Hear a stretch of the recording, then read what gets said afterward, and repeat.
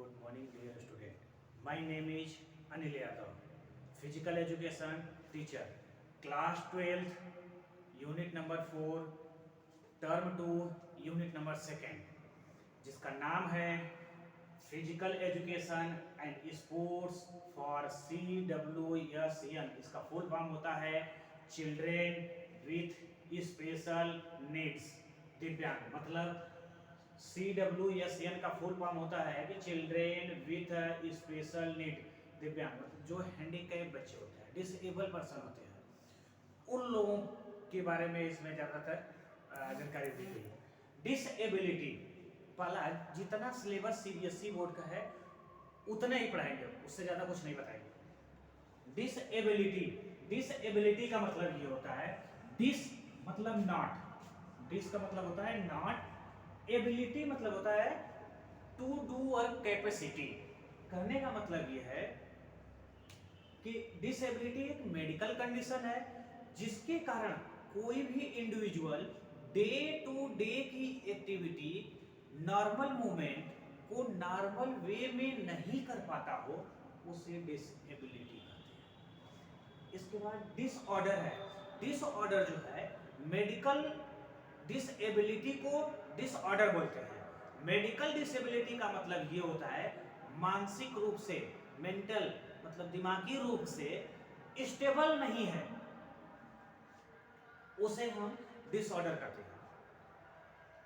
अगर early stage में अगर हम इसको केयर नहीं करते हैं तो डिसऑर्डर जो है डिसेबिलिटी में कन्वर्ट हो जाता है। जैसे किसी पर्सन को सुनाई कम दे रहा हो, अगर इनिशियल स्टेज में उस पर केयर नहीं करते, ध्यान नहीं देते, ट्रीटमेंट नहीं कराते, तो आगे जाके डेंजरस हो सकता है, आगे जाके सुनाई देना बंद हो जाए। तो डिसेबिलिटी और डिसऑर्डर। अब मेन आता है types of disability. Types of disability में 3 टाइप्स के होते हैं, बेसिकली 3 टाइप्स के होते हैं।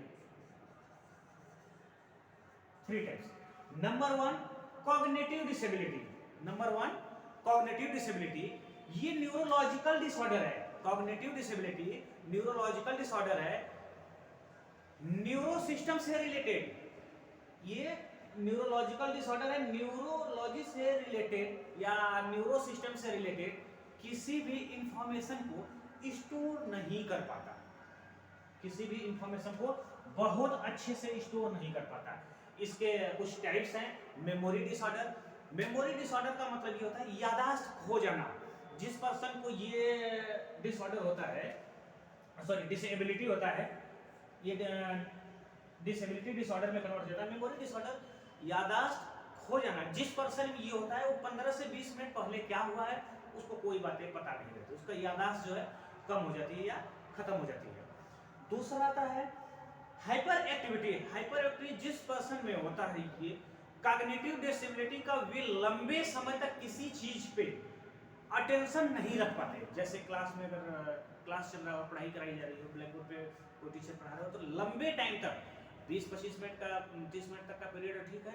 अगर 2 घंटे का 1 घंटे का लेक्चर चल रहा है या कोई वैसे प्रॉब्लम है, तो ये लोग ज्यादा लंबे टाइम तक अटेंशन नहीं रख पाते। हाइपर एक्टिविटी वाले लोग बहुत जल्दी बोर होने लगते हैं। इसमें तो याद नहीं होता 15-20 मिनट, आधे घंटे 20 मिनट पहले क्या हुआ है, इसमें जो है बहुत अच्छे से अटेंशन नहीं रख पाते। नेक्स्ट आता है कि डायलॉक्सिया में ये आता है कि इसमें राइटिंग,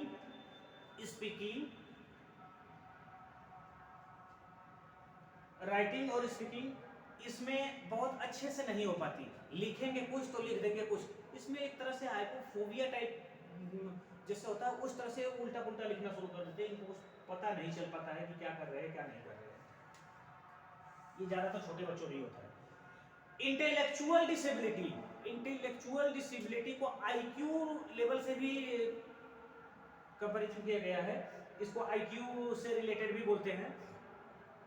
इंटेलेक्चुअल का मतलब ये होता है कि किसी चीज पे अटेंशन रखने की का पावर बहुत कम हो जाता है। पता सब रहता है पर ये कंफ्यूज रहते हैं बच्चे। इनको पता सब चीज रहेगा, थोड़ा थोड़ा नॉलेज सब चीजों का रहेगा, जो चीज़ पढ़े हुए हैं उसको खाली हेडिंग पता रहेगा, उसके डेप्थ नॉलेज नहीं होगी। जब क्लास में पढ़ाया जाएगा तो वो यही बोलेंगे सर हाँ सर पता है, यस सर पता है, हाँ सर ये होगा। जब उससे आगे पूछ दो तो पता नहीं चलता, मतलब कि डेप्थ एनालिसिस ये नहीं कर पाते, इनकी डीपली नॉलेज नहीं होती, ऊपर का थोड़ा थोड़ा थोड़ा पता रहता है।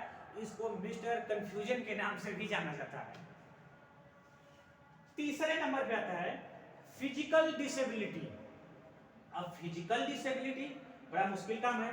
फिजिकल डिसेबिलिटी का मेन मतलब ये होता है कि किसी भी पर्सन की बॉडी पार्ट में कुछ न कुछ प्रॉब्लम है, कोई न कोई बॉडी पार्ट खराब हो चुका है।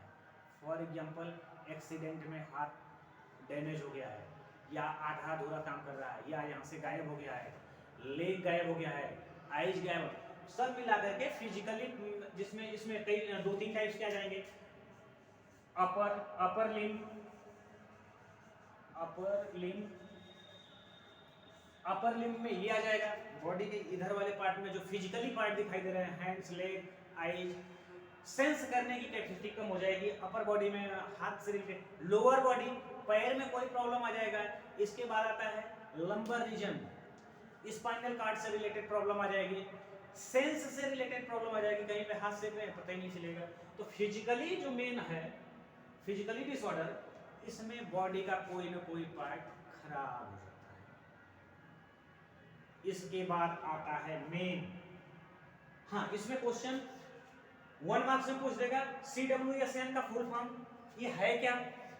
डिसेबिलिटी और डिसऑर्डर में वो ऐसे पूछ देता है कि डिसेबिलिटी क्या है, डिसऑर्डर क्या है, दोनों में कंपैरिजन कराने के लिए पूछ देता है कि डिसऑर्डर और डिसेबिलिटी के 5-5 पॉइंट लिखने के लिए। तो आप सीधे लिखिए डिसऑर्डर और डिसेबिलिटी, इसमें 3 होते हैं, इसमें 5 होते हैं, ये अच्छे से लिखते हुए चले जाइए।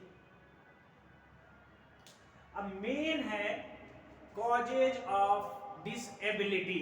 क्या कॉजेज हैं, कॉज क्या है, क्यों डिसेबिलिटी होती है। अब causes of disability, causes of disability,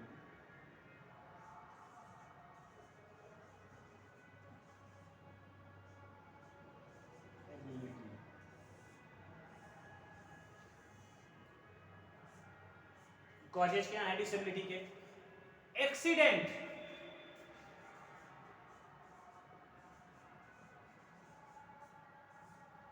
accident होने से हो सकता है किसी का पैर फ्रैक्चर हो गया, हो सकता है किसी का पैर टूट गया हो सकता है कि कुछ और प्रॉब्लम आई हो, हाथ में कोई प्रॉब्लम आई हो। एक्सीडेंट की वजह से ये जो है, एक बार जिसको डिसेबिलिटी हो गई वो परमानेंट डिसेबल रहता है। और डिसऑर्डर जो है, एक बार अगर डिसऑर्डर हुआ तो वो डिसऑर्डर सही होने का चांस होता है, ये पूरे लाइफ टाइम तक डिसेबिलिटी रहती है एक्सीडेंट की वजह से। और दूसरा टॉपिक क्या है, इन्फेक्शन डिजीज, इन्फेक्शन डिजीजेज। अब इन्फेक्शन डिजीजेज का मतलब क्या हुआ, जैसे किसी को शुगर हुआ है, पैर में सड़न पैदा होने लगी, चोट लगी है, जल्दी सही नहीं हो रहा है। किसी को और कोई प्रॉब्लम आई है, इन्फेक्शन होने की वजह से बॉडी का वो पार्ट बॉडी से अलग कर दिया जाता है। एक होता है एट बर्थ,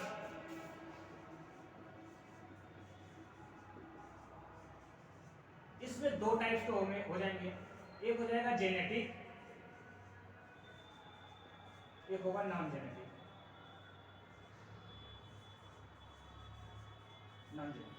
अब एट बर्थ का मतलब क्या हुआ, जब बच्चा पैदा हुआ तो वो हो सकता है कि पैदा होते ही उनके पेरेंट्स में कोई डिसेबिलिटी रही हो, तो बच्चे में बाय बर्थ पैदा होते ही वो हो गया, जैसे पोलियो। अब नॉन जेनेटिक, अब वो उसके साथ कुछ भी हो सकता है कि चोट लग गई या कोई रीजन हो सकता है। इसके बाद non communicable disease, non communicable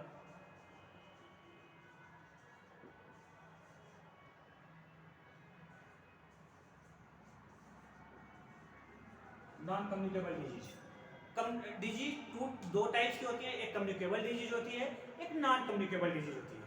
तो इससे भी नॉन कम्युनिकेबल डिजीज, जैसे गांव में बोलते हैं ना बड़ी माता चिकन पॉक्स को, चिकन पॉक्स में किसी किसी के आइज खत्म हो जाते हैं, बैठ जाती हैं, किसी के स्किन पे ज़्यादा प्रॉब्लम आती है, हमेशा दाग दे करके चले जाते हैं। तो ऐसे नॉन कम्युनिकेबल डिजीज में कई तरह से आते रहते हैं। नॉन कम्युनिकेबल डिजीज पोलियो भी मान लेते हैं।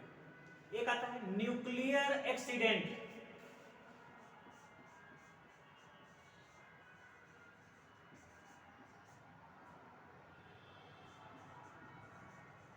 न्यूक्लियर एक्सीडेंट जैसे जापान में एक प्लेस है हिरोशिमा और नागासाकी, वहां पे न्यूक्लियर बम जो गिराया गया था उसकी वजह से आज भी बच्चे जो है डिसेबिलिटी के शिकार होते हैं, डिसेबल हो जाते हैं।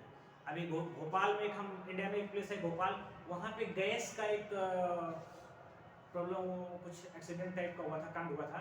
आज भी वहाँ पे उस गैस का असर पड़ता है, बच्चों के हेल्थ पे डिसेबिलिटी और डिसऑर्डर का असर दिखाई दे देता है। इसके बाद आता है वार। वार मतलब वार्स, युद्ध। अभी कोई आर्मी में है या कोई कोई भी फोर्स में है, लड़ाई पे बॉर्डर पे है, गोली लग गई, चोट लग गई, गाड़ी पलट गई, कुछ भी हो सकता है।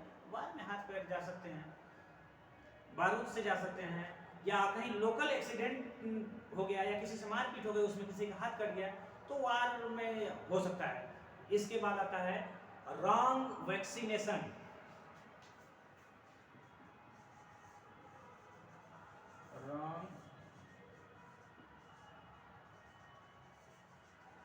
रॉन्ग वैक्सीनेशन, रॉन्ग वैक्सीनेशन जैसे बच्चों को, छोटे बच्चों को जो टीका लगता है, इंजेक्शन लगता है, वो गलत लग गया है तो उससे भी कोई ना कोई प्रॉब्लम आने का चांस ज़्यादा रहता है। रॉन्ग मेडिसिन से आ जाता है। ड्रग्स, ओवर यूज ड्रग्स, नशे में हमेशा एल्कोहल लेकर के हैं, ड्रग्स लेकर के एकदम पड़े हुए हैं, तब भी एक्सीडेंट हुआ या डिसेबिलिटी का ज़्यादा चांस रहता है। हो सकता है न्यूरो से कोई प्रॉब्लम आ जाए। लैक ऑफ, लास्ट है lack of education.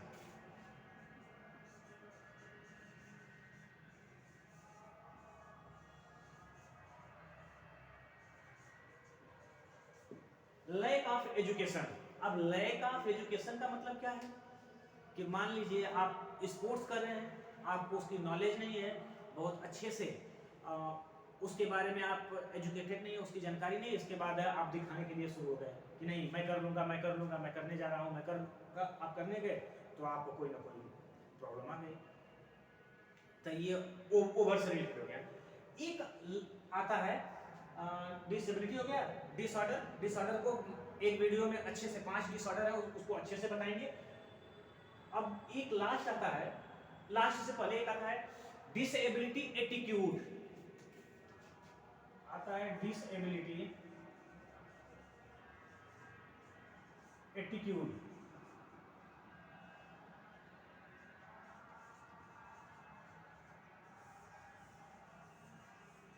Disability attitude means ये होता है शिष्टाचार। मतलब कहने का मतलब ये है कि एक हैंडीकैप पर्सन हो, कोई डिसेबल हैंडीकैप पर्सन हो या डिसेबल पर्सन हो, उसे किस टाइप से नॉर्मल पर्सन को बिहेव करना चाहिए। फॉर एग्जांपल जैसे कोई व्हील चेयर पे बैठ करके आ रहा हो तो उसे हमें बेइज्जती उसकी नहीं करनी है, उसकी तारीफ करना है। उससे हमें कोई बड़ा आदमी है तो उससे जाकर के हैंड शेक करना है, उससे उसको अच्छा लगेगा। उसे बच्चों की तरह ट्रीट नहीं करना है, एडल्ट की तरह ट्रीट करना है, जिससे उसे अच्छा लगेगा। उसका उत्साह बढ़ाना है, मोटिवेट करना है, न कि उसे डिमोटिवेट करना है। जो जिस फील्ड लायक है उसे उस फील्ड में स्पोर्ट्स करने के लिए भेजने लायक है, जिससे उसका मेंटल स्ट्रेस लेवल कम होगा। जैसे नॉर्मल बच्चे जो हैं वो सब खेल रहे हैं और एक डिसेबल बच्चा है वो खेल नहीं पा रहा है व्हील चेयर पे, तो उसके दिमाग में कुछ ना कुछ खुराफात चलेगा, स्ट्रेस रहेगा, एंजाइटी रहेगी, और वो ज़्यादा डिप्रेशन टाइप में रहेगा कि सब लोग खेल रहे हैं मैं नहीं खेल पा रहा हूँ। और उससे अगर वो उसे खेलने के लिए बोल दिया जाए तो क्या होगा, सोशलिस्ट हो जाएगा, लोगों से घुल मिल कर बात करने लगेगा, कुछ टाइम तक खेल करके आएगा तो रिलैक्स रहेगा। तो टीचिंग डिसेबिलिटी एटीट्यूड का मतलब यही होता है कि किसी भी पर्सन को जो हैंडीकैप है, विजुअली हो सकता है, फिजिकली हो सकता है, या मेंटली हो सकता है, उसे उस लेवल पे जाके ट्रीट करना है कि उसे बुरा ना लगे, उसे अच्छा लगे, उसे मोटिवेट करना है। उसे ये नहीं फील कराना है कि तुम हैंडीकैप हो, उसे ये फील कराना है कि तुम कर सकते हो।